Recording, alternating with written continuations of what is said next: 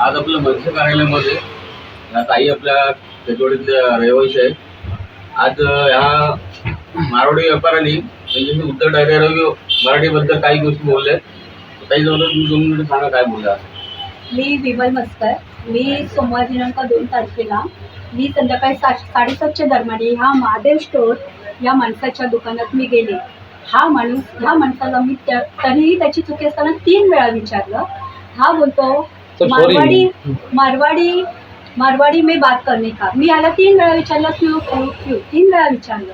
तरी हा माणूस मला म्हणतो बीजेपी आया है तो मरवाड़ी में बात करने का, मराठी में बात करने का नहीं. अभी मुंबई बीजेपी का, मुंबई मारवाडी का.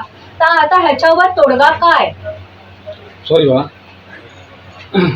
मला ह्या बाबतीत आता मलाही न्याय पाहिजे आणि सर्व मराठी बांधवांसाठी आणि भगिनींसाठीही न्याय पाहिजे.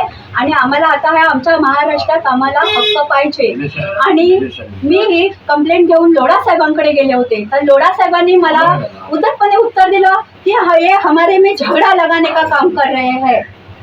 तर आता मी ह्यांना उत्तर काय द्यायचं. आणि ह्या लोढा साहेबांना आजपर्यंत आम्ही सपोर्ट केला आणि या आमच्या दक्षिण मुंबईत त्यांना आम्ही निवडून आणलं. आणि त्यांनी मला समोरून म्हणतात मी यांना ओळखत नाही. म्हणजे हा प्रश्न कुठे गेला. मी ओळखत नाही. तुम्हाला ओळखच पाहिजे का. तुम्ही आमच्या मलबार हिलचे जर तुम्ही आमदार आहात तर तुम्हाला ओळखच पाहिजे का. म्हणजे ह्या मलबार हिल मधला प्रत्येक नागरिक तुमचा ना. मग त्यांची कंप्लेंट तुम्ही ऐकून तो प्रॉब्लेम सॉल्व्ह कोणी करायचा. सॉरी नहीं बोलेगा मैं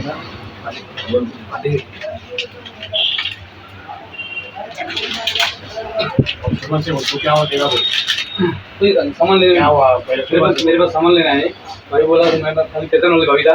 मैंने उनको ऐसा बोल दिया कि भाभी अभी बीजेपी आ गया मारवाड़ी बोलो. तो सर इतना बोला सॉरी हो गया मेरे से ऐसा मालूम था सर. सॉरी हो गया. मारवाड़ी क्यों बोलने का. मैं सर मराठी में बोलेंगे ना. बोला क्या मैं जिंदगी में ऐसा नहीं बोलूंगा भाई. माफ करो साहब मेरे को. मारवाड़ी बोलने का सर मेरे मजाक में किया. पैसा वाला भाभी था. मजाक ऐसा मजाक मारवाड़ी क्यों बोलते हैं.